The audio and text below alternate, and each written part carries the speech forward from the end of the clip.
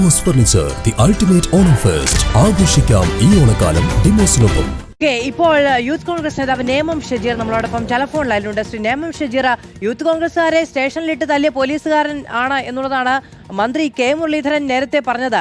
എന്തുകൊണ്ടാണ് ഈ VIP treatment എന്നതാണ് ഇപ്പോഴത്തെ ചോദ്യം. എന്താണ് യൂത്ത് കോൺഗ്രസിന് പറയാനുള്ളത്? തികച്ചും ഇത് നാണക്കേടുണ്ടാക്കുന്ന സംഭവം തന്നെയാണ്. അപ്പൊ ഞാനിപ്പം കേട്ടുകൊണ്ടിരുന്നപ്പോ തന്നെ മനസ്സിലായത് പുറത്ത് ഊഞ്ഞാല് കെട്ടി പുറത്തുണ്ടായിരുന്ന ഊഞ്ഞാലിലും പുറത്തെ അത്തപ്പൂക്കളമാണ് എന്ന് പറയുന്നത് കേട്ടു. ശരിക്കും മ്യൂസിയം പോലീസ് സ്റ്റേഷൻ വാങ്ങിച്ച് കെട്ടിയ കയറിലാണല്ലോ ഊഞ്ഞാല് കെട്ടിയത്. അവരാണല്ലോ ഈ അത്തപ്പൂക്കളം ഒരുക്കിയത്. അപ്പോൾ അവരൊരുക്കിയ അത്തപ്പൂക്കളത്തിലും അവരൊരുക്കിയ ഊഞ്ഞാലിലുമാണ് ഈ പറയുന്ന ED കേസിലെ പ്രതികൾ ഇതെല്ലാം ആഘോഷിച്ചത്.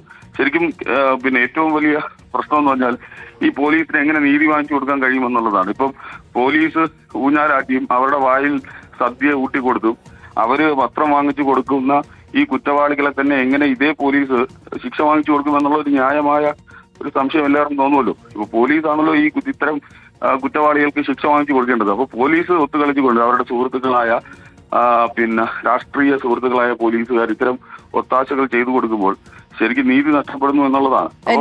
അന്നത്തെ ആ സംഭവം നമുക്ക് എല്ലാവർക്കും ഓർമ്മയുണ്ട്. ഈ ബേക്കറി ജംഗ്ഷനിലെ വീടിന് മുന്നിൽ നടന്ന അക്രമ സംഭവമാണ്. അവിടെ നിന്ന് പ്രതികളെ കസ്റ്റഡിയിലെടുക്കുന്ന സാഹചര്യം പോലീസിന്റെ ഭാഗത്തൊന്നും ഉണ്ടായില്ല. പിന്നീട് ഇവർ പോയി അവിടെ ഏരിയ കമ്മിറ്റി ഓഫീസിൽ കയറുന്നത് വരെയും പോലീസിന് ഇവരെ കസ്റ്റഡിയിലെടുക്കാൻ കഴിഞ്ഞില്ല. പിന്നീട് എത്രയോ മണിക്കൂർ നീണ്ട നാടകീയമായ സംഭവ വികാസങ്ങൾക്ക് ശേഷമാണ് ആ ഓഫീസിൽ കയറാൻ കഴിയില്ല എന്ന് പാർട്ടി പ്രവർത്തകരും MP ഒക്കെ നിലപാടെടുത്തപ്പോൾ അങ്ങനെ തന്നെ നിൽക്കേണ്ടി വന്ന പിന്നീട് ഇറക്കി കൊടുത്തപ്പോൾ മാത്രം അറസ്റ്റ് ചെയ്യാൻ കഴിഞ്ഞ ഒരു പോലീസ് സംവിധാനം കൂടിയുണ്ട്. അതിനൊക്കെ ഈ ബന്ധങ്ങളൊക്കെ കാരണമായിരിക്കുമല്ലോ അല്ലേ? അത് തികച്ചും നമുക്കറിയാം. ഈ പോലീസിനകത്തുള്ള രാഷ്ട്രീയവൽക്കരണം എല്ലാവർക്കും അറിയാവുന്നതാണ്. ഇപ്പം നമുക്ക് പൂർണ്ണമായും സർക്കാർ മാറി എന്ന് പറഞ്ഞുകൊണ്ട് അവരുടെ രാഷ്ട്രീയം മാറുന്നില്ലല്ലോ. സ്വാഭാവികമായി രാഷ്ട്രീയ അനുഭവമുള്ള പോലീസുകാർ അവരെ സഹായിക്കുന്ന നിലപാട് സ്വീകരിക്കുന്നു. ഇപ്പോൾ പോലും അതാണല്ലോ കാണുന്നത്. അപ്പോൾ ഇടതുപക്ഷ രാഷ്ട്രീയ അനുകൂലികൾ അവരാണല്ലോ വസ്ത്രം മേടിച്ചു കൊടുത്തതും അവർക്ക് ഇതുപോലെ പോലീസ് സ്റ്റേഷനിൽ വന്ന് അവരുടെ സ്വാധീനം കാണിക്കാനും സാഹചര്യം ഒരുക്കിയത്.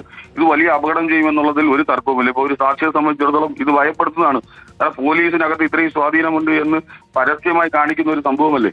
പോലീസ് തന്നെ ഊഞ്ഞാലാട്ടി കൊടുക്കുന്നു, പോലീസ് തന്നെ സദ്യ കൂട്ടുന്നു, പോലീസ് തന്നെ വസ്ത്രം മേടിച്ചു കൊടുക്കുന്നു. അപ്പൊ ഒരു സാക്ഷിക്ക് അല്ലെങ്കിൽ ഇരയ്ക്ക് എന്ത് തരത്തിലുള്ള ആത്മവിശ്വാസമാണ് പോലീസിന്റെ ഭാഗത്തുനിന്ന് ഉണ്ടാകുന്നത്? അപ്പോൾ ഇത് ശരിക്കും പറയുന്ന നീതി സംവിധാനത്തിന് വെല്ലുവിളിക്കുന്നതിന് തുല്യമാണ്. കേരളത്തിലെ പോലീസ് സംവിധാനത്തിനെ വെല്ലുവിളിക്കുന്നതിന് തുല്യമാണ്.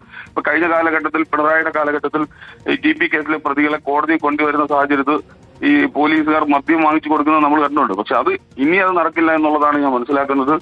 ഈ കുറ്റക്കാരായ പോലീസുകാർക്കെതിരെ കർശന നടപടി സർക്കാർ എടുക്കുന്നുണ്ട്. വിശദീകരണം തേടി എന്നതടക്കമുള്ള വാർത്തകളും വരികയാണ്. വളരെയധികം നന്ദി ശ്രീ നേമം ഷജീർ ഞങ്ങളോട് പ്രതികരിച്ചതിന്. ഈ വാർത്തയുമായി ബന്ധപ്പെട്ടുള്ള പ്രതികരണത്തിന് ശ്രീ IP ബിനുവിനെ ഞങ്ങൾ ടെലിഫോണിൽ വിളിച്ചിരുന്നു. അപ്പോൾ അദ്ദേഹം പറഞ്ഞത് ഞാൻ കുറ്റവാളിയും കൊലക്കേസിലെ പ്രതിയും ഒന്നും അല്ലല്ലോ, അതുകൊണ്ട് എനിക്കതിലൊന്നും പ്രതികരിക്കാനില്ല എന്നതായിരുന്നു. അതുകൂടി പറഞ്ഞു എന്നേ ഉള്ളൂ. നമ്മൾ മറുവശവും കേൾക്കണമല്ലോ.